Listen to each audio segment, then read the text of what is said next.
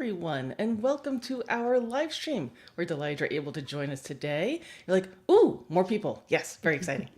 It's not just me. Isn't that so wonderful? We are delighted to be joined today by the fantastic Michael McManus and Natalie McManus. And we're going to be talking all about ethology, predatory behavior, and nosework. You're like, huh? It's a really good topic. So, do you guys just want to do a quick introduction for yourselves, and then we'll dive into this wonderful discussion? Yeah, you want to start? Sure. Well, thanks for having us. We always love doing things with Diana and Scentwork University. And we've been doing Nosework since 2009 and instructing since 2011. And we've been fortunate enough to, having been doing some courses for Diana since I think about the beginning of Scentwork University. We're now in the St. Louis, Missouri area, but we do lots of virtual Nosework as well. Perfect. And you both have been involved not only from the teaching standpoint, but competing and also trial officials, right? So you've seen kind of everything. So one of the things that we wanted to talk about today was this whole wonderful triangle of interest of ethology, predatory behavior, and nosework. So do you just want to give a real quick definition of what ethology is? Because people are like, I don't even know what that is. Yeah, absolutely. I think that's a tragedy. And ethology is getting more popular. It was trendy a little while ago, and it kind of like bobbles in and out of being trendy or not trendy. But to me, ethology and the contributions ethology has made to our understanding of animal behavior are, in my opinion, as on par as operant conditioning and behaviorism. Like really, like this is an indispensable topic for people to understand, so that they can understand their own dogs and themselves. So my favorite definition of ethology is interviewing animals, but in their own language.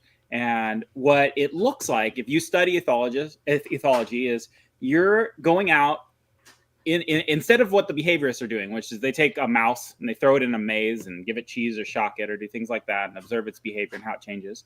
As an ethologist, you go out into the nature and you go and observe the animals in their own context. The ethologists were famous for some things that we take for granted now. Things like imprinting, the concept of imprinting and geese following the first thing that moves. That whole thing came from ethology. Understanding how the bee waggle dance works when they go back to the hive and they communicate to other bees where some nectar is, how far away it is, how much nectar is, and the other bees watch this and they can respond to it. That comes from ethology. They had a really great methodology of examining animal behavior and understanding what the function of those behaviors are in the environment. And to me, ethology has a more holistic picture of animal behavior than behaviorism does. Behaviorism hits a wall at a certain point where you can't understand, for example, things like, why is it that you will do the same training procedure in the same way with all these different dogs, and some dogs learn it faster, some dogs learn it worse, some dogs don't learn it at all? Why is it that when you punish certain behaviors, they go away, but when you punish other behaviors, they get stronger? Actually, they can't get stronger with punishment. That's an oxymoron, but that's a different story. But why is it that animals respond to different stimulus in different ways? It's not simple. It's not just a simple mathematics of reinforcers and punishers. There are some behaviors that are some ethologists would call this prepared learning, that the animal's more prepared to learn.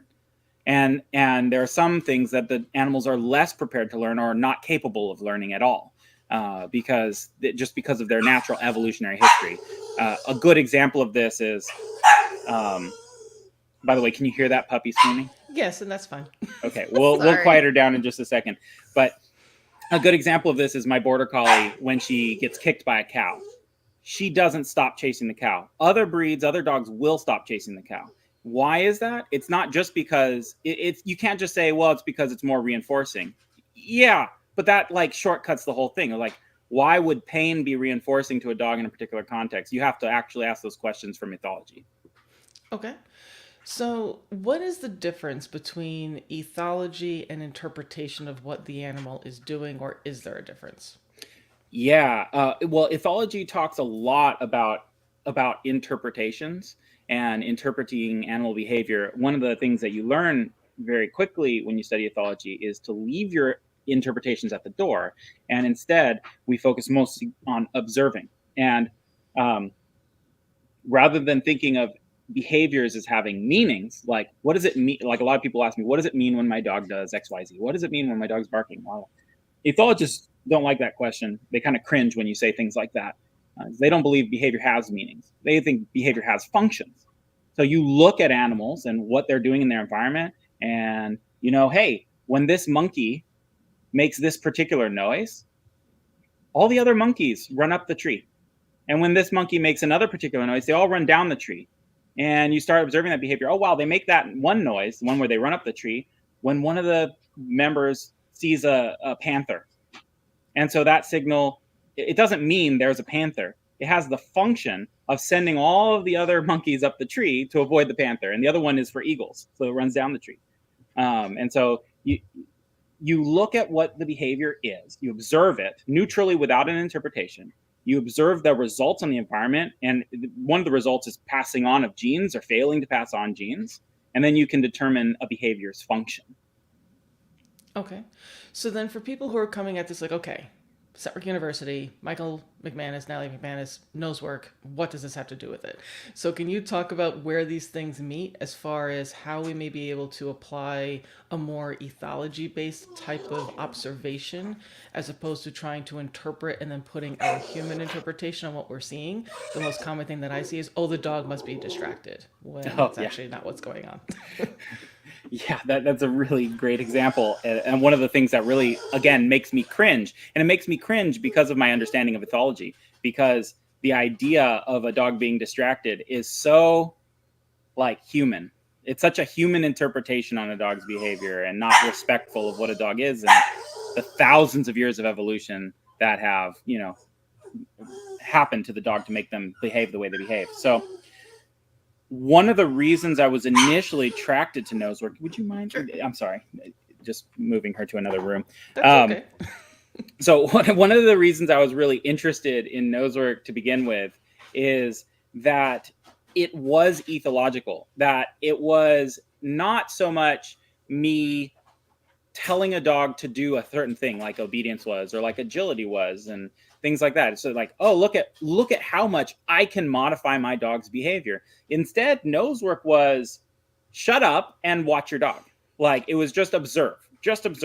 And I would say that one of the number one things that gets in people's way in Nosework is their interpretations of their dog's behavior and the ways they're modifying their dog's behavior inadvertently or intentionally getting in the way.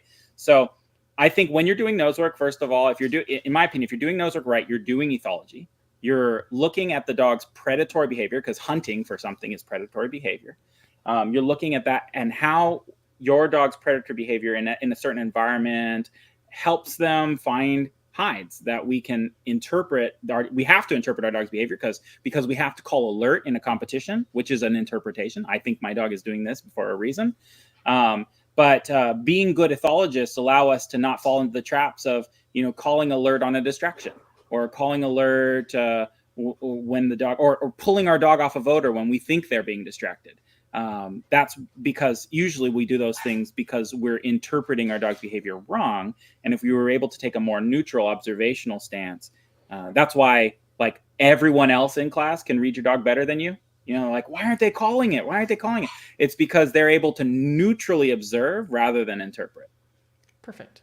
And Natalie, what are you seeing since you're traveling all over the country all the time as a trial official, where people potentially could benefit from this more ethology-based way of looking at things and where they may be getting tripped up right now?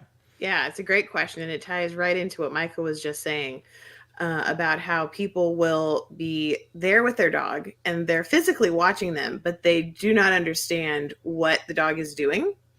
I've been judging a lot recently, and when I see teams get tripped up, it's almost always a failure of observation.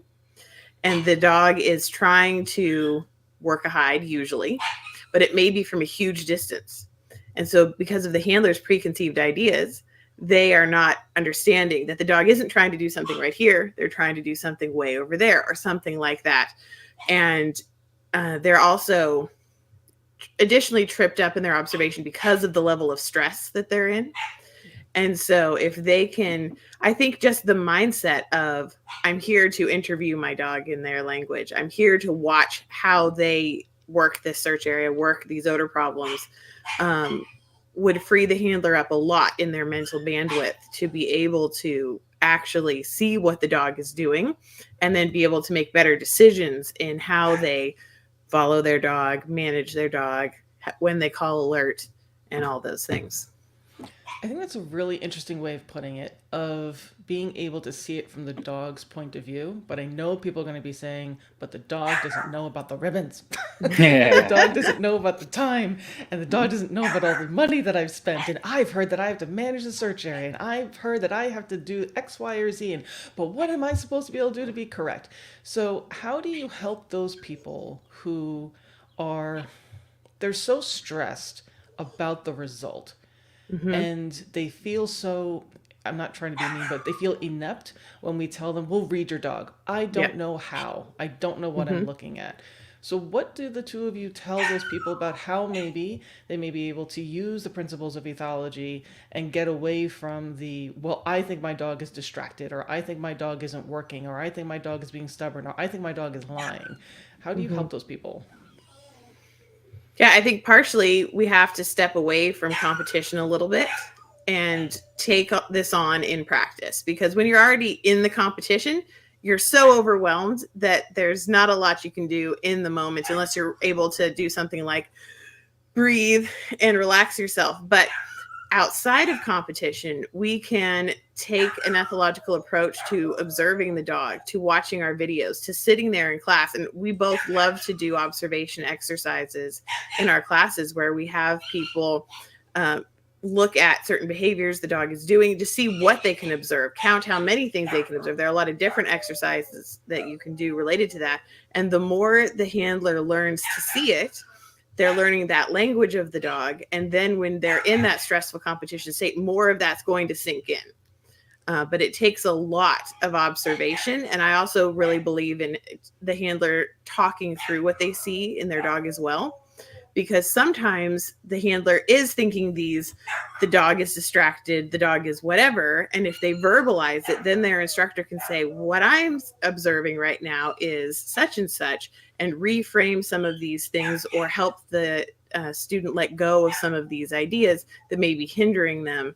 Because I believe once we get those hours in of learning that language of our dog, that even when we're stressed, we'll be able to understand it better. Yeah, to add on to that, it is really important to separate training of the dog and trialing, because it's true that in trial, like, there are things your dog doesn't know. They don't know about time limits. They don't know about search boundaries. They don't know about search parameters. They don't know those things. And that's where I tell my students, that's your job as the handler. You are supposed to supply that information to the dog. And that's what makes a good team, is that you do your job and the dog does their job. But when it comes to people who say, I can't read my dog, what I find more than anything is that they don't actually have trouble reading their dog. They have trust issues. They have trouble trusting their dog, which is a very different thing. They are reading their dog, but they don't want to believe it. And if you can't trust your dog, in my opinion, well, one, you shouldn't be competing. You should be competing with a dog you trust. And you should be training to a point where you feel like you can trust it. I don't like going into competition with a dog I can't trust. I've done it before. I can do it. I know how to do that. And I can tell you right now, part of how you do that is by, in a weird way, trusting them more than they've earned. And I find I can be successful that way, but I would never choose to take a dog I don't trust into a competition. I'd rather train them until I trusted them and then just trust them. Perfect. And so we had, Mimi was saying, observation exercises are so much fun.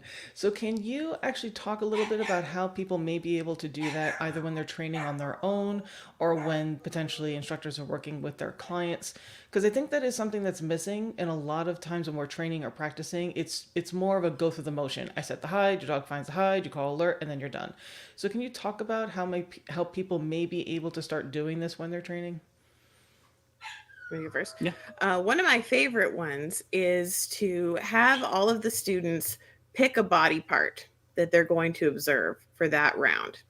The head, the nose, the tail, the spine, the feet, the pace, that's not a body part, but one specific thing that you're going to look at throughout that dog's run. And I usually set maybe 3 or 4 heights. So there's a little bit more time in that search for people to observe. And they're not allowed to switch body parts because people tend to go, oh, not much is happening with the tail, I'm going to switch to something else. Well, then you miss what interesting things end up happening. And it's hard to focus as much if you're switching. So after that dog runs, each person describes what they saw in that body part. And sometimes there's really fascinating stuff, and sometimes, well, not a lot seemed to happen. Maybe with the next dog, I will look at something else, or in the next round of the same dog. And I think people really benefit from hearing other people's observations, and also from having to find the words to describe what they think they saw. And then we usually discuss those a little bit. And sometimes I will suggest that, like, if you pick tail, do tail for every dog for that round, because they are going to all have really different ways that their tails behave. And you can compare the last dog's tail to this dog's tail to the next dog's tail, and that gives you way more data. And so one thing that's really important here is that you, as an instructor, have to be very, very clear about what's the right way of directing people to actually making observations rather than interpretations. Because a lot of people are going to come and say, his tail got so happy when it was in odor. That's an interpretation. What did his tail do that made you think that? Well, it started moving more. Thank goodness. That's an observation. Moved more. Moved more in what way? Left and right? Up and down? Was it faster? Was it just bigger movements or faster movements? What kind of movements? And when you are able to take people out of their emotions, because think about it, when they go to the trial and they have trust issues with their dog, what's the problem? It's an emotional problem. People need to learn how to leave their emotions behind. So what you're training them to do is, in a neutral environment, put their emotions aside for a second and just observe what's actually happening. Just observe. That's hard for people to do. If they can't do it in a low stress environment, they're absolutely not going to be able to do that in a high stress environment. And we also talk about in practice, not over interpreting that. So maybe the tail does tend to move faster when the dog catches odor, and someone will then latch onto that after one round. Okay, that means, I'm going to look for that in trial, and that's going to save me, essentially. But maybe that doesn't happen every time. We need to observe this over weeks and see if this is a consistent change that the dog has, or if they also have this change when other things happen in the search. And so, it's really important to temper our own because we're just as excitement. Prone, if not more prone, to superstitious behavior as animals are. Superstitious behavior is an academic term when an animal associates a consequence with a stimulus that isn't actually associated with it. And we can latch onto that too. Our dog does something by chance, just accidentally, when they found an odor, and then we latch onto that's some kind of surefire sign. No, it's trends of behavior over time. You start to weed out what's meaningful from what's not as meaningful, and you start to really be able to identify true patterns, not just the patterns we want to see. Perfect. So then that also ties into 2 related topics: different breeds and then multiple dogs. So someone is able to be like, okay, I kind of wrap my head around this whole ethology thing. I think I'm actually observing and not interpreting, and I think I'm understanding my dog. And then I go and get a second dog, and it's a different breed. And now I feel like I have to start all over again. Help me. Yeah, and you do have to start all over again. I think that's often where people don't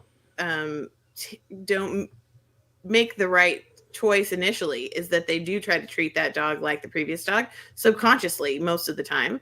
And they expect that the things that they saw in the previous dog just map right on to the second one. So I think we have to be very upfront with ourselves. Okay, new dog, I'm going to go through these sorts of exercises again with this dog. And some things are going to be similar, and some things are going to be very different. And you may need to even do extra things to remind yourself that this is a different dog, a different start routine, or a different search command. Although I use all the same search commands, so I don't have to remember different words, but it depends on the person, what we need to do to separate ourselves from our habits that we have built up so strongly. Yeah, I think one of the things I want to mention, because when we get into breeds and differences between breeds, to me, we're like even diving even farther into ethology for me. And one of my personal passions, I have a goal. I want to take a dog of every breed through NW1. And that's why they have a puppy screaming in the background. That's not my dog. That's a dog. It's a bulldog that I'm planning on taking through NW1. Never trained a bulldog before. But when we're talking about breeds, we need to talk about, well, what is a breed? And what a breed is. So there's lots of different ways to be a breed, but the way I look at breeds, especially the types of breeds that I've owned in the past, and the way I look at breeds, sure, there's a lot of dog breeds out there. Okay, so there's a lot of different ways, but what I'm seeing most accented is we have a predatory sequence that a lot of predators have, in particular dogs have, and that predatory sequence consists of a series of different behaviors that lead to the function of acquiring prey and food and calories and surviving. So hunting for prey, using their nose and their eyes to scan their environment, look for traces of prey and doing that kind of thing. Stalking prey, chasing prey, biting prey, killing prey, dissecting prey. So there's a whole predatory sequence you can look up that has all these steps to it. And what a breed is, it's an amplification or suppression of one or multiple of these behavioral traits. So you look at a pointer and you've got a whole lot of stock, so much stock that a dog gets right on a bird and it will not move, right? Lots of hunt, right? Lots of chase. Ideally, not a lot of dissect. You don't want that dog ripping the bird apart and not bringing it back to you. And you see the similar thing in border collies, but it's tuned a lot slightly differently. Their stock actually moves, although some pointers will move in their point. And then you look at breeds like sight hounds. They stalk, sure, but the chase drive has been way more amplified. And you see this a lot if you play with your dogs with toys. Different dogs like different games with toys. And that tends to be which predatory behaviors, because play is playing predatory behaviors, but also aggressive play and playing with dominance and submission and things like that. And so you see in the dog, when you play with them, those behavioral traits come out. And that's something super exciting to me in Nosework, is learning how each breed they're gonna hunt differently. That's what's so cool to Nosework about me as well, is that you can go to a trial and see every breed there, and every breed can do well. It's not like other sports that I've done. I've done sheep herding, and if you don't have a border collie, you're not going to get very far. And I'm doing retriever training now. If you don't have a retriever, good luck, right? But in Nosework, you can really do well with any breed if you understand how that breed works, because every breed at a base wants to hunt. And I think that's a really important thing for people to just remind themselves of, that this is not just the activity for the pointy-eared dogs, your Malinois, your German Shepherds, or for the working line Labradors, fill in the blank, right? We all have these misconceptions about what this is in order to do well, and that's not true. But I think that this piece that you're talking about, Michael, as far as the different breeds and understanding and honing our eyes through ethology about the differences, that it is not just dog, that there are absolutely differences. Having a Doberman than going to a Terrier, I can absolutely see that there are similarities, but there are absolutely differences too. But the similarities are fascinating because Terriers made up Dobermans. So you can see where there's some of this overlap as well, where I had my Dobermans love to do a perimeter check, and I have a little 20-pound terrier who wants to do a perimeter check. It's fascinating stuff. So I wanted to share with everyone in the comments, Michael has a really exciting group that I'd like you to talk about, where he's actually sharing some training that he's doing with that lovely, very unhappy, why can't I be the center of attention right now, puppy. She's also like playing with a chew and like throwing it around and screaming at it. She's hilarious. So do you want to talk about this really quickly, Michael, about what you're doing with Maggie? Yeah, sure. So one of the things I've always wanted to do more of is offer training to people for free, and to like give away my knowledge to people who need it. And so I created a group where I'm taking this bulldog from scratch to NW1, and I'm going to document all of our training there, and it's there for everyone to access. I have a PayPal link for those who want to support us financially to make it able for us to keep doing this. And I want people to also know that I'm trying to do this, because I can't own every dog, so I have to borrow dogs from other people. And so that's a resource for you guys if you're interested. check out that group. I'm documenting everything. So you get it there, and you have questions, I'll be able to answer them there. And you'll hear all of my thoughts about her as a bulldog. How does she differ from my other dogs? And, what am I going to do differently for her than I do with my other dogs? And I think one of the big things related to that is how the dog feels most reinforced for odor. And, do you just dole out hot dogs like you did with your last dog? Do you need to find different treats? Do you need to vary it? Do you need to play with the toy instead? Do you need to play around with things like throwing treats and allowing them to chase, even if they aren't into toys? And there's just a lot of different ways we can modify our reinforcement moment for the dog that sometimes I think we don't think enough about. And those are really important things to point out for what you've been observing so far, because again, both of you have been doing this for so long. You've basically been from the beginning of the sport to where it is now.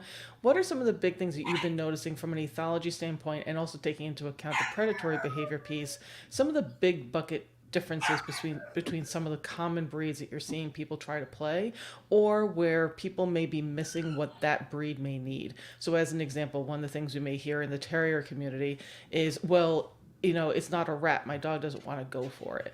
It's like, well, yeah, that makes sense. It's not going anywhere. So now we need to make this a little bit more exciting. Maybe we need to have the hide attached to a string and then move it for a little bit to start, and then they can actually work into that, like feed into what the dog actually needs. Can you talk about that for a little bit?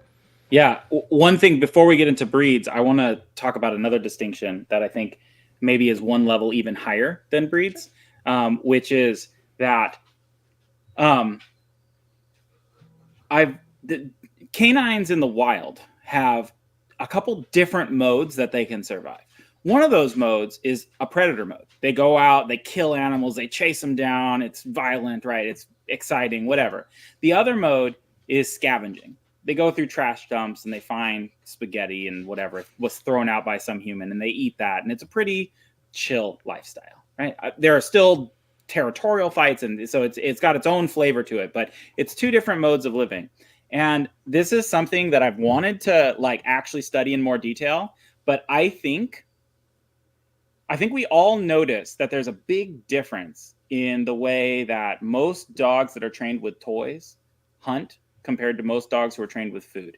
And I wonder if the way some people are training with food isn't pushing a dog into a scavenging mode rather than a hunting mode. And so, yes, they look less driven. They're more easily distracted. There's all sorts of things. And it's not food. It's not that food is the problem. The problem is how we're using food and how we're tapping into the dog's natural proclivity. Because if there's free food for you on the ground, why would you ever hunt for it? Why? It doesn't make sense. And it's just something I've been thinking about for a long time. And I don't know if there's any truth to it or not, but that's somewhere where I think ethology could have some answers for us in what kinds of setups we're doing. And are we accidentally putting our dog in a completely different mode of thinking? That is something we try to do, particularly in our intro series, but even later on, is exercises that tap into a bit more of that predatory component to bring out that more active hunting, and not just I'm going to wander around and, oh, look, there's a treat, and then I'll wander around some more. Yeah, so, and I think that this is also a really good thing that Cara brings up, is that I think some people don't know how to play the game with food or toys with their dogs. Food is easier. I think as a mechanical skill, play is really, really, really hard, actually, when you start to think about it. But finding some of my student dogs are more of the chase toy. So do you want to talk about really quickly, because I think that is something as instructors, once you've been training dogs professionally for a while, more likely not even just by trial and error, you need to figure out how to play with dogs. Because if you can't figure out how to play with a dog, you're not going to do very well. But it is actually a mechanical skill. Can you talk about a little bit how people can better use food and or toys when they are training, so it's not just the wet noodle toy, wiggling in the dog's face, and it's not just, shoving food down the dog's throat. Like, oh, what are you doing? Stop that. Yeah. And I don't want to dismiss your question about breed differences either. So hopefully we'll that's back fine to that. But one thing that I want to talk about is, in my opinion, there's a difference between toy drive and play drive. Toy drive is when you make a dog super obsessed about a particular toy, and the dog just wants that toy, and they go out into the yard, and they're just as happy to play with themselves. They'll throw it in the air, chase it around. They just obsessed with that toy. Play drive is a dog who wants to play with you, no matter, like, there might be a really exciting toy over there, but whatever toy you're playing with, I want to play with you. And for me, both of them are very powerful motivators. Like, that's why a lot of sports people build lots of toy drive, because it's super powerful. It's super powerful. But I think for me, what I'm mostly interested in is a dog who sees me as the most exciting playmate. And I think if you can learn how to do that, and I mean, attitude is everything. Like, children do this without knowing it's a thing. And I know other people have said this before me, but like, how you go all over the place now and you see seminars about toy play, right? Like 50 years ago, you couldn't even imagine that. Like, who needs to be taught how to play with a dog? It was so self-explanatory that nobody needed that. And I think there's a couple problems. One is there's a lot of people who are embarrassed or inhibited in expressing themselves sincerely, which is really hard to play with someone like that. You have to have a sense of humor. You have to be really willing to look like an idiot. It's like playing with a child. If you see people play with children, they get down on their level. They talk in weird voices. And for some reason, playing with a child doesn't feel as embarrassing maybe as playing with a dog. I think for some people it does. Some people it does. But that's it. Like, one of the probably most important things about playing with a dog is you have to be, in my opinion, willing to sincerely express your emotions and not be inhibited by shame. And then the next thing is it has to be fun for you. It has to be fun for your dog too. But if it's not fun for you, it's going to be really hard to sell your dog on the idea that this is fun. So, as far as a mechanical way of being able to work on this, because I know that from working with people, working on basic manners as an example, or basic obedience, maybe someone just got their dog and you're trying to teach them just how to feed the dog, but the dog may have a hard mouth. So they immediately start developing that reflex of like, oh my gosh, and they're really tentative kind of giving it, or they're like chucking the treat at the toy, the treat at the dog, and they're running away, or whatever else, or they're holding the toy and they're almost guaranteed to get that mouth on their hand. Yeah. Are there things that you could tell people so that they're not having that single event learning as a person, which then kind of snowballs out of control, where now they start developing all those superstitious behaviors of, I'm going to get my hand bit by mistake. Mm-hmm. So now I dampen whatever it is. And then on top of, I may think that play or feeding my dog is a waste of time. Like, they should just do what I want them to do. Find the hide. That's all I'm asking you to do. Because there's definitely a part of that I think we don't talk about enough, is that people don't think, I don't need to reward you for this. I told you to find this, go find it. So I'm throwing a lot at you here. But are there tips or things that you can tell people, or things for them to think about when they are using food or toys, as far as how they're approaching it, why they're doing it, and how that feeds into this whole ethology piece and the predatory behavior, that you may actually be making more issues for yourself because you're not using these reinforcers in a way that's helpful? I'm throwing so much at you. Yeah, before you answer that, one basic thing would be, sometimes we try to throw in like, well, I'm going to, start using a toy in the middle of a search that I've never worked on before. and I did this with my first dog that I wanted to switch to a toy.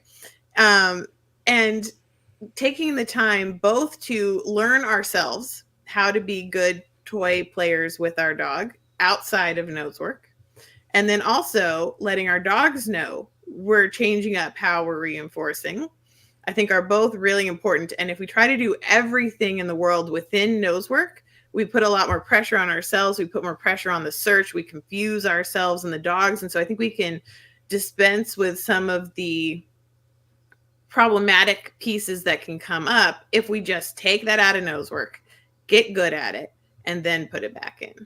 Yeah. I think, it's important to acknowledge dogs have teeth, and those teeth are dangerous. And people who play with toys or just own dogs generally, you're going to get bit sometimes. And it's not the dogs being mean or anything like that. They're not careful. You have to teach them to be careful. You have to teach them these things. And they learn that from other dogs. on their own, and then sometimes we don't continue that training forward. But whenever you're playing with dogs, you've got to establish particular rules. There are a lot of great trainers out there who help people understand how to make these games safe and fun for both parties. Someone in the chat mentioned Michael Ellis, and Ivan Balbanov would be another one. There's a lot of trainers out there. Denise Fenzi would be another who make play a huge component of their training programs, and they are good at this. And there are some basic rules to all of them. Things like, when I say out, you have to let go. That's really important. It's not only important from a safety standpoint, but it's important also from a drive standpoint. Like if trying to recover the toy from your dog is always a fight, you're going to kill your dog's enjoyment and your enjoyment of playing. This has to be something that's established early. The rules like, you're not allowed to take the toy from me if I didn't give you permission. I see a lot of people playing with the dogs, and the dog's taking cheap shots and stealing the toy out of them. I'm like, you're going to get bit. The dog must not be allowed to do that. It's absolutely inappropriate. There has to be a clear ritual of, now you're allowed to take it. Now you let go. Now we play. Now try to take it from me as hard as you can, right? You have to have these rules in place before you can apply play to training. So yes, Natalie's absolutely correct. You have to first learn to play with your dog, and then you can talk about introducing play into your training. Perfect. And then going back into the concept of different breeds and this whole idea of ethology and predatory behavior, did you want to talk about that a little bit more, as far as, if particularly keeping in mind that people may actually start to be able to better observe their own dog, and now maybe they are trying to observe other dogs in class, or maybe they're going to be getting a second dog, or maybe they already have another dog they're going to get started in Nosework, and they can feel very lost, or even demotivated, stressed out, depressed. Like, I thought I was making headway, and now I feel like I don't know anything. So can you talk about why there may be those differences, or things you wanted to talk about as far as the different breed aspect of it? You want me to go first? Sure. Yeah, so I think psychological framing is really important here.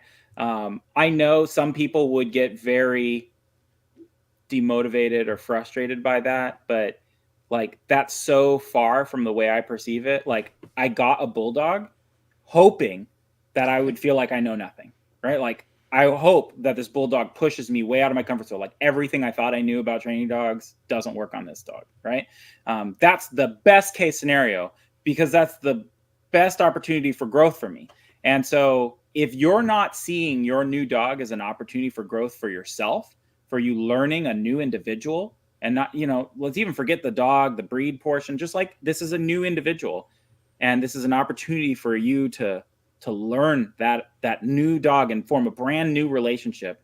And being frustrated is missing the whole point, the whole picture in my mind. Yeah, and every dog is going to take a different amount of time to get where we want them to be. And I think a lot of times when we have an older dog, we've gotten used to how good they are. And then the new dog comes in, it's like, why don't you know all this stuff? It's like, of course they don't know all this stuff. That's ridiculous. But that's how we feel. And I sometimes find that the people who are getting a new breed, they've done research on this new breed. They've got a lot of exciting ideas about who this dog is going to be. And that can be, for better or for worse. But sometimes when dogs get another of the breed they already have, the comparisons are even worse. But this individual is a very different one. Maybe it's a slightly different line, maybe it's more working and the other one was more confirmation or whatever. And I have known a number of people who got the second of a breed, and the first dog was fantastic and easy and just amazing. And the new one is just not that dog. They're difficult, in certain ways. And some of that's memory, and some of they just are more difficult. And it can be a really difficult road when the expectations aren't fulfilled in whatever direction those expectations may not be fulfilled. So I think, like Michael said, with framing, we have to really look at what our expectations are and be upfront with ourselves, and then look at, who that dog is. And if we got a dog of a new breed that we don't really know that breed very well, maybe we need to talk to some other people with that breed, do some more research, play around with things. Toy play, what kind of toy and how they want the toy to move is so different between breeds. The way a Malinois wants to play with you versus the way a retriever might want to play with you, or, a really little dog or whatever, it might be quite different. Or the way, if the toy is moving, would they rather it skidded along the ground? Would they rather it flew in the air? And so, not looking at, here's a video of a dog playing, but looking at what is my breed, how does my breed like to play? What, ethologically, what were their lines bred for? What are their expectations in terms of things moving in their environment? What grabs their attention, and utilizing that to develop that relationship. Perfect. So for people who are like, okay, this all sounds really interesting. It sounds a little scary, but I think I want to give it a try. What are some of the things you may suggest when they're trying to figure out how to do this more ethological observation, not interpretation? Even just with their own dogs, or maybe watching videos of different breeds as an example, what are some of the things from a predatory behavior standpoint should they be looking for? Are there certain things they should be trying to break down the sequence to see where things are stronger? What types of exercises can they do to get more familiar with how to do this, trying to take the emotion out as much as possible so that they potentially can use that knowledge in their actual training for their own dog? Yeah. So when we're looking at predatory behavior, I think I'm trying to get this back into predatory behavior, because when we're doing nose work, basically we're locked into the hunt. And everything outside of the sequence, outside of hunting, stalking, chasing, biting, killing, that's after the dog's found it, right? So that is all about how you reinforce the dog. But when we're talking about the hunt, there are some things that I like to do. So, I often present an exercise to my dogs in class, and this is like our basic pattern training exercise. And the way I describe it is, again, it's like interviewing your dog. So what you do is you're going to interview your dog and ask them questions about their search environment and about the odor and things like that. So I like to start blank. I send my dog into the search area and observe. And I observe what my dog does. Give them a minute, or depending on how big your search area is or whatever, give them a minute and observe. Put them away. Don't say anything. Don't do anything. Just put them away. And okay, what did you observe? Well, how was your dog's energy level? What did they check? What didn't they check? Every dog has a checklist of things like, oh, I checked all the chairs, right? Okay, so they know what chairs are. Excellent. What didn't they check? Well, they didn't check corners. Okay, great. So then I start setting hides. Did they not check corners just because they were being lazy, or because they don't even think that they're important? And so I start setting hides there. Setting hides are the way I ask my dog a question. And so I view setting hides not so much as like I'm teaching you something, but more like I'm asking you something. And then the dog replies, and then I can ask them another question. And that sounds really weird, but it's an observational exercise, because what you're observing is how the dog worked, and then setting the next exercise based on the dog's last response. And an example of how the dog may respond is something like, that hide was super easy. I'm really good at those. Or, oh, I don't have a lot of experience with elevated hides and corners, or whatever, that we can, instead of guessing at what our dog knows, we can ask them. So would another example of that be if you had a straight line of containers? You set a hide in container 3. The dog blew past container 1, container 2. They hit on container 3. Fantastic. You followed it up with a hide in container 1 to say, hey, do you actually know how to hit that very first container? Would that be along the same lines? Yeah, and I think we can add even more to that. So what you're describing is one in our class we'll call that a reverse pattern, where the hide starts further in the search area and moves towards the threshold. And we're going to do that for a few reasons. One is to penalize the dog. So when in ethology we love game theory, right? Game theory and how certain behaviors are penalized or win certain scenarios. Okay, so. A lot of dogs, okay, they remember the hide was in box 4 from the last round. And so that if we put in box 1, the dog's going to go to box 3 because they're like, maybe it's still there, right? I don't know. That's in their mind. And so now we've given the dog a penalty in the form of wasted energy by moving it to box 1, and the dog's like, you tricked me. It should have, I should have paid more attention. And a lot of dogs will pay more attention, and we can make it even more exciting for the dog by upping the penalties farther. So instead of just running this very neutrally, I can sprint by the boxes myself. And now the dog, if the dog wants to find that, the dog has to spend even more care and attention not to pass boxes up. And now we're adding some kind of like chase and stalk into the hunt a little bit, and act like it's amazing how much racing the dog past the containers, and if they miss it, take him back to the start line. Don't let them search back. Take him back to the start line and run him. We have videos of us doing this with dogs over and over again. How like just taking that dog from the beginning back from the end to the beginning, and they don't get to search back, and they have to repeat the exercise. Oh my gosh, dogs' drive just shoots through the roof when they realize, holy crap, maybe this hide isn't running away from me, but it's almost as if it is, because my handler is running away from me and I have to fight to get this hide. Like, it's amazing how much drive you build with that without changing how much food you're giving or what you're doing. Like, these reinforcers and punishers that are being applied by the environment, it's so much bigger than just the treat you're giving at the end. And does that also play into where you see dogs may dig in deeper for a hide that's inside of a maze or deep accessible, or where they really do literally need to put in more effort? You can almost see them like, I'm going to do this, damn it. Absolutely. We talk about it all the time. One of the best ways to kill your dog's drive is to make things too easy. And like, we see a lot of dogs who people think aren't driven, and we find that the dogs are bored. They're not being challenged enough. And you set a much harder hide, and the dog comes through and they're like, boring and blah. And then at some point the dogs go, holy crap, like, I haven't found anything. And suddenly the dog perks up, kicks it into overdrive, and works harder, because that's what the requirement of the environment. You don't have to offer more food. You don't have to make your treats better or your praise more exciting. You don't have to. I'm not saying those things are bad, but I'm saying it's not the only way to get more drive. Maybe asking the dog to work harder is also a way to increase drive. It's a type of negative reinforcement that the dog fights through the obstacle of a complicated hide problem, and that fight is self-reinforced by overcoming the obstacle, and it just spirals out of control. If you do it right, you have a dog who's willing to go through hell, and they don't even care at the end if they got a reward, because they were so fixated on accomplishing their goal. They're like, fine, thank you for my hot dog, but the real reward was overcoming the challenge.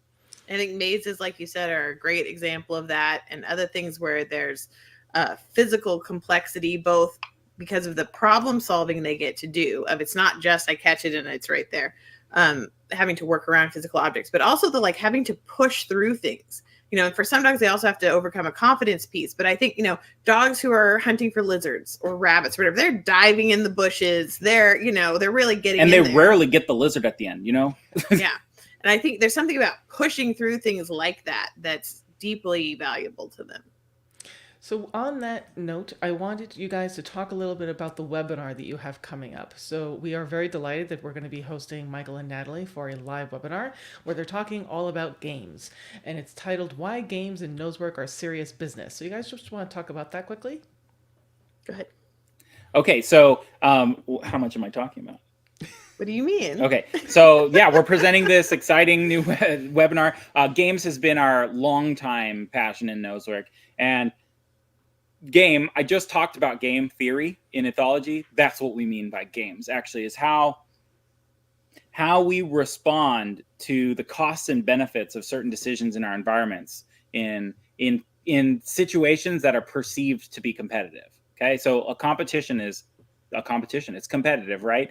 And people get it wrong all the time. They don't realize that their behavior is being affected by stress and other things that are being brought on by the game they're not thinking about. And so taking my understanding of game theory and ethology and these kinds of things, look up game theory if you've never heard of it. It's a branch of mathematics that's been absolutely phenomenal and helped biology, economics, politics, all sorts of things. So it's really fascinating. And we have a whole bunch of games that we've developed that are fun. They're fun games, but the point of them is to help people learn skills in a way that is just so much more powerful than a drill or just technically explaining it to them. And it's amazing how you're like body learns it, like your gut learns it, rather than just intellectually learning. Because, you know, I've had people leave a trial and go, yeah, you've told me that 1,000 times, but you play it in the game and suddenly it's like, oh, I need that point, you know, and like the people's motivation changes completely. Yeah, and so there is a dog side to the games, but they primarily focus on the handler because that's usually where things tend to break down in competition anyway. And we're also going to be talking about our new book of games. So we're releasing a whole catalog of all of the games, most of the games at least, that we've come up with in our however many years of teaching. So that'll be available for you guys, and we're very excited about it. We put a lot of work into it.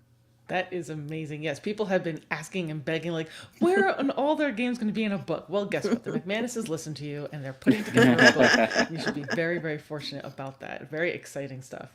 So the other thing that I wanted to ask you all was, in this idea of, I'm sure that people were listening to the last little bit of discussion as far as, oh, you know, now I can do things that are harder, or I can really push my dog a little bit more. And the instructor in me goes, oh no, they're going to take that and they're going to run with it. So in the and I think it helps fit in with the whole topic. How do you help people decipher all this information and use it in a way that they're not falling into extremes? Where, even on the ethology side of things, where there has to be some level of interpretation potentially to see, like, if the dog is sick, or if the dog is hurt, or if they're scared, or if they're worried about something about the environment, where they shouldn't just be so detached to be like, oh, look, my dog is sitting there and screaming at me, basically, that they're at a trial or they're training at a field trip location and the environment is terrifying to them. But I'm just observing. I'm just an observer, like some kind of wildlife photographer who can't step in to help the little baby animal who's drowning in the river. So can you talk about how potentially people can still stay on track, do what they need to do, but don't go to extremes with anything that they may be hearing about today? Yeah, I get it. I do. And I'm going to say something, and then I'll have Natalie and probably you temper it and, you know, tell people not to take me as seriously. But I really do. I think it's attitude more than anything. And I really learned a lot from Ron Gaunt. I wish you were still with us. You know, it's like, man, he showed you your dog could do things you didn't think your dog could do. And I think there's the wrong attitude to go towards that. Like, sometimes people get angry with their dog when they don't solve a problem. And that's never the right attitude, ever. It doesn't make any sense. If your dog's not solving a problem, that's information for you that you should use and be interested in. But, you know, another example is like all these pet dogs who learn to steal hides off of counters. Like, you need food. Yeah, so sorry, it's food off counters. Like, we are afraid to set those hides because they might be elevated and might be hard for our dogs. Nobody's going out of their way to teach that for dogs. Like, I really think our dogs are more capable than we think. And I really do believe we should be pushing them harder. But with that attitude of, like, being your dog's coach and being your dog's teammate and being there at their back, supporting them, and not doing it for them, for sure, but also like cheering them on, you know. And like, if you have that attitude, I don't think you can go wrong too much. Obviously, extreme fear and things like that, and overfacing your dog with environments that's a whole separate ball of wax, and I get that. But I think if you have the right attitude, your dog will do way more than you think. But yeah, Natalie, you want to temper me a little bit? Sure. Well, even, you know, as we were starting to talk about, you know, how hard hides can be so good for the dogs, I was hearing that other voice in my head of, you know, people can take that too far. And one thing about Nosework is that you always need balance. You need balance in, you know, the hide sitting that you do, the types of environments that you go to, you know, and pretty much everything. You know, you can do too much of everything. So, you know, we're not saying every hide should be super hard.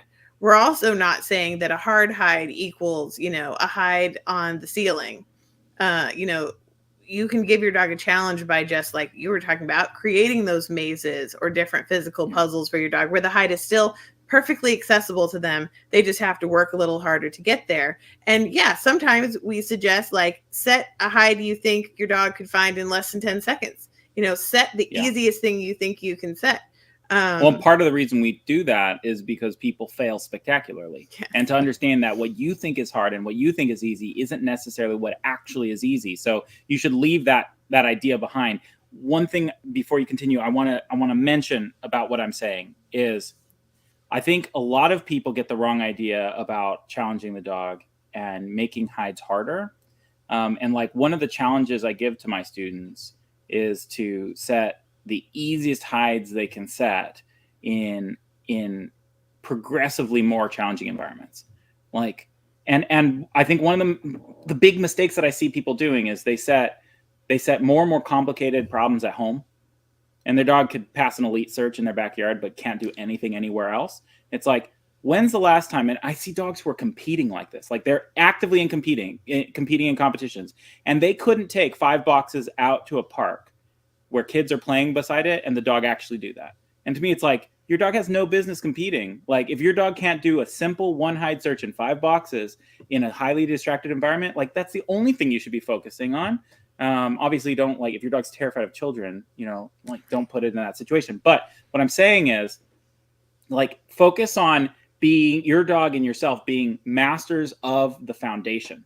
Like your dog should be able to do the foundational skills of Nosework anywhere, anytime. If they can do that, then they can do the hard hides. I guarantee it. And on that same wavelength, because I think it is important to just highlight to people that there's ways of balancing everything, right? And I just don't want anyone to walk away with when we're teaching, when we're providing information, people will latch onto something. Yeah. And the key, I think, with everything that we're discussing today is that all of this stuff is related, and you can't just take one little thing away. When you're talking about ethology, being able to actually observe and not interpret, but that interpretation is still part of the equation at the end of the day. We're just trying to suggest that maybe you don't put in your own human emotions to detract from what your dog is actually doing, such as, oh, my dog is distracted when they're sniffing the tree, when actually they weren't. They were getting odor information off of that tree. Mm-hmm. You have an emotional response because maybe your dog marked on that tree before at a trial and you got to know.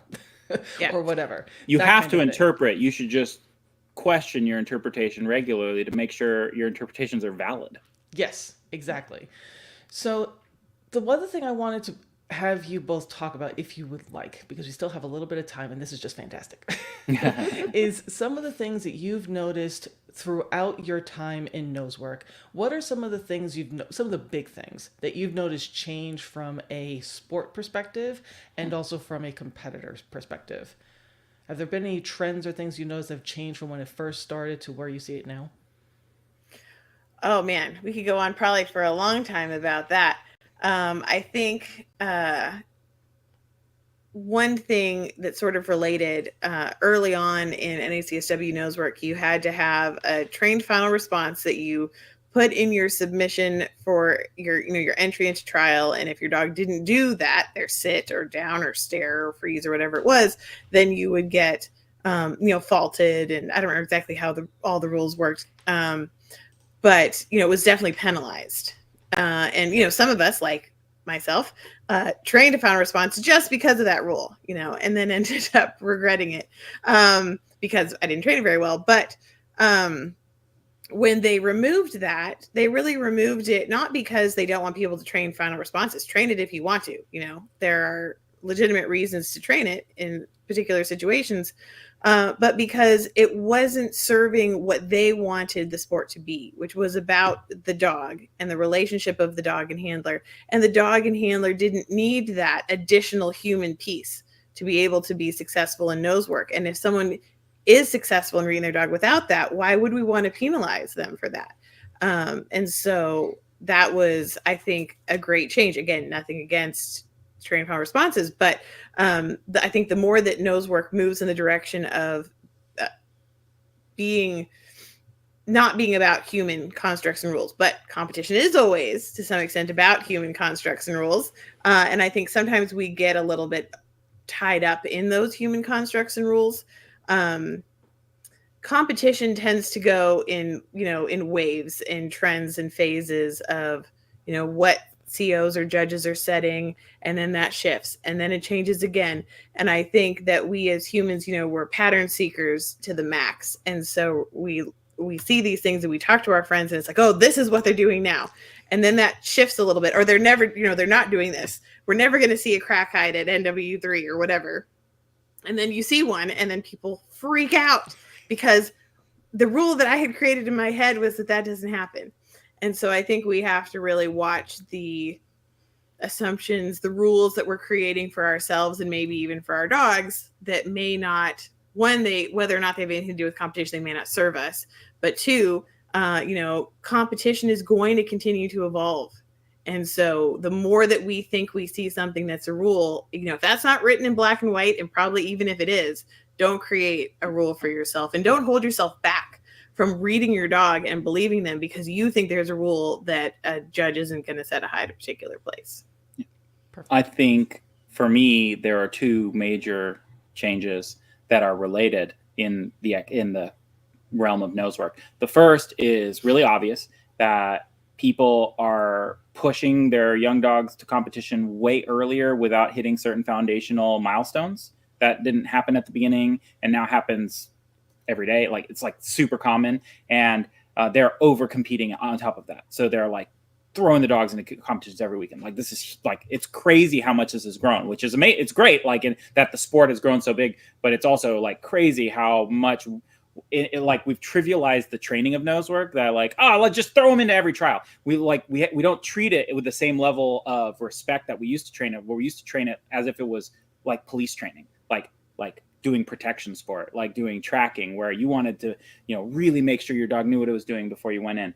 And the second is related, but it's instead of from the individual competitor pet owner side, it's the trainer side, which is that originally the trainers were highly specialized in Nosework, I felt. And a lot of them, Nosework became a core part of their dog training identity.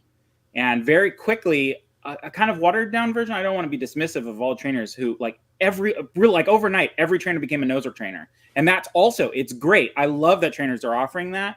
But also, I feel like there's a little bit in the same trend of kind of like, oh, well, it's just Nosework. And in a way, I completely agree with that. Like, Nosework is so easy and so fun. That's why so many dogs and handlers can benefit from it. But on the side, I think it might not be bad to pull back the reins a little bit and have a little bit more reverence for the training of it, because there's a lot to it. And that gets missed when it's like, it's just Nosework. Yeah, I like to describe it as deceptively not simple, because it looks like it's really straightforward. But when you get into the details, there's so much there, which is part of what's so incredibly fun about it, because you can keep digging into different things for the dog, for the handler, for their relationship together, for a really long time, because it's just so complex. Yes, and that's why we have a whole university about it. Yeah. Mm-hmm. Yes.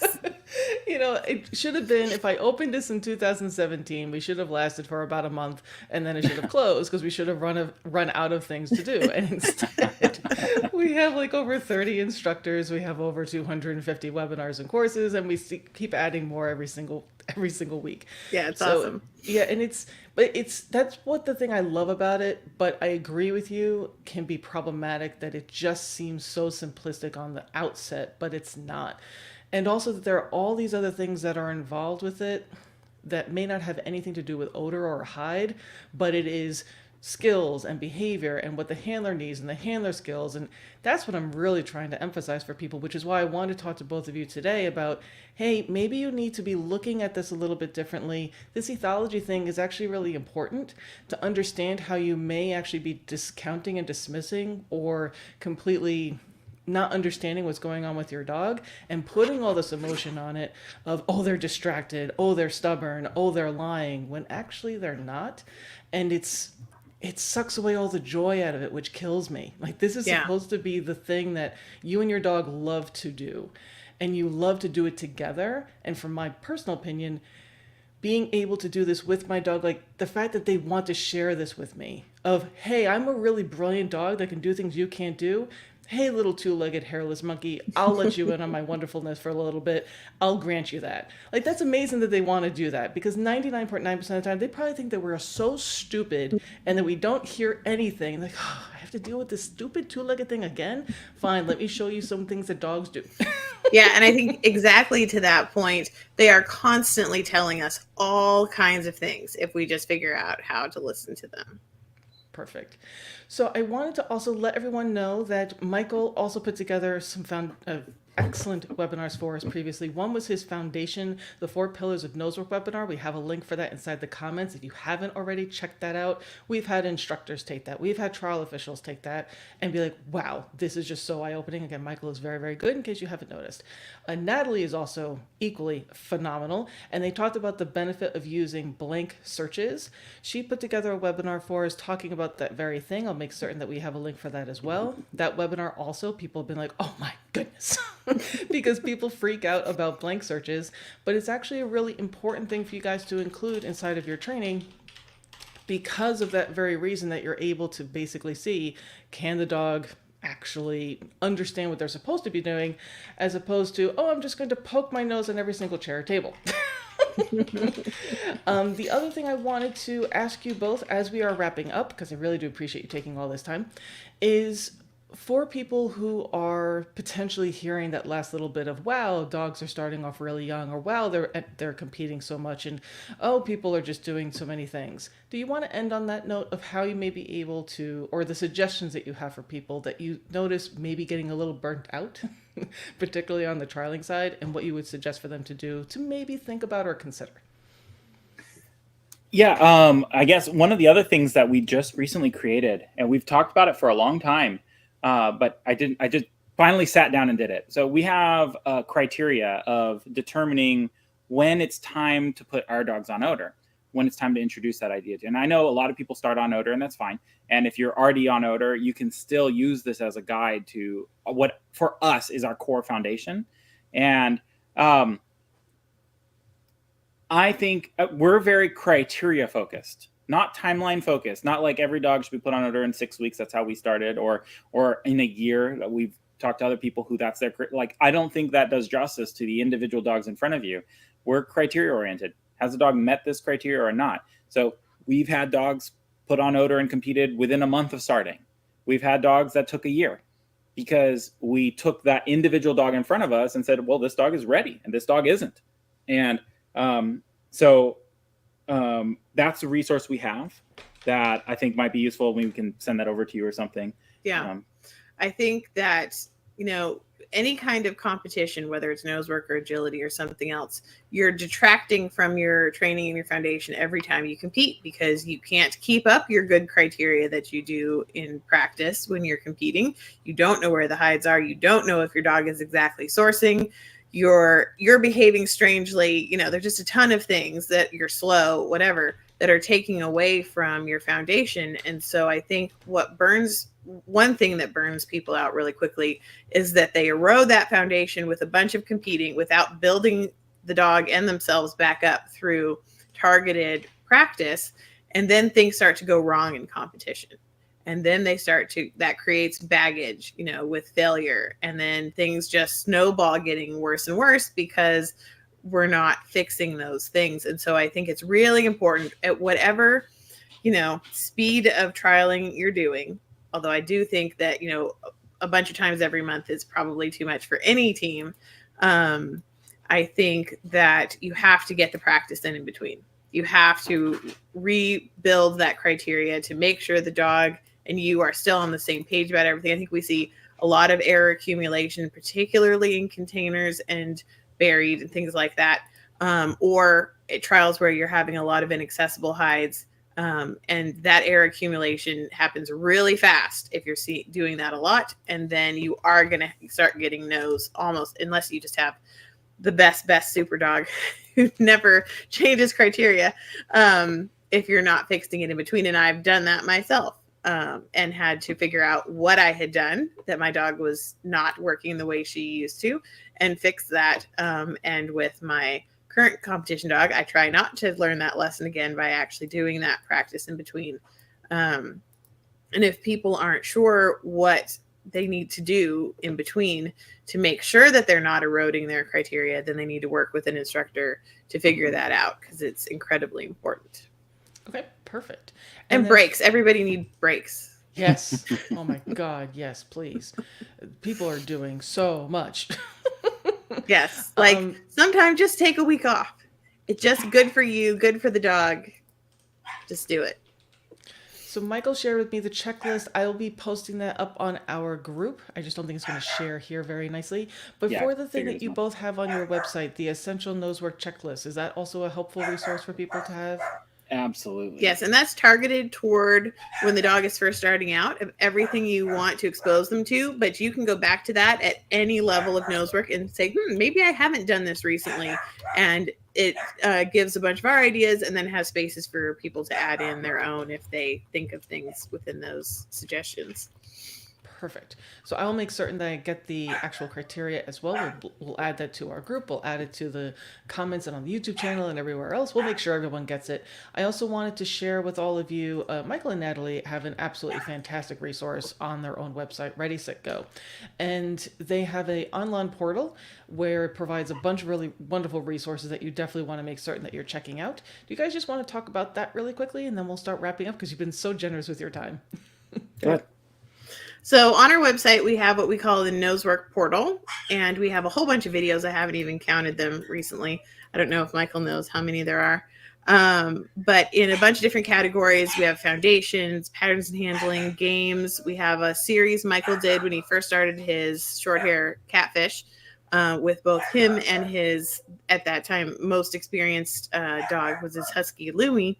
And them doing the same exercises, and how that went, and how catfish progressed, and how they were similar and different. And so that's also foundation related, but from a different perspective. And we're obsessed with foundation. So we are obsessed. And there's someone after the last National Invitational that the NACSW did, someone graciously allowed us to use their video. So we have a whole video review series where we went through every search they did at that event. And we have some interviews with different people, and probably more that I'm not remembering, but all those videos currently are on there under one subscription.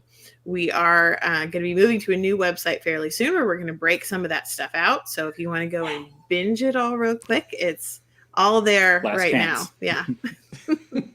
Yes, this is extraordinarily generous what they've been giving you up until this point. So you absolutely should probably check this out now. And then when the new site is ready, they will have even better resources for you in a way that actually, compensates them for their time. All right, guys, I want to thank you so very much. Was there any ending thoughts or final thoughts you wanted to wrap up with? I don't know. Went over a lot, but there's always more to say. Thank you so much for having us. I want to thank you both so very much. This was fantastic. Thank you all for joining us for this live today. Don't you worry, we're going to be having Michael and Natalie back. We're actually going to be doing a live stream with them over on our other site, Pet Dog U, talking about Tribal. Very exciting stuff. So I hope you guys are able to join us for that. All right, everyone, enjoy the rest of your day. Have a wonderful weekend. Please give your puppies a cookie for us, and we look forward to seeing you all soon. See you later, guys.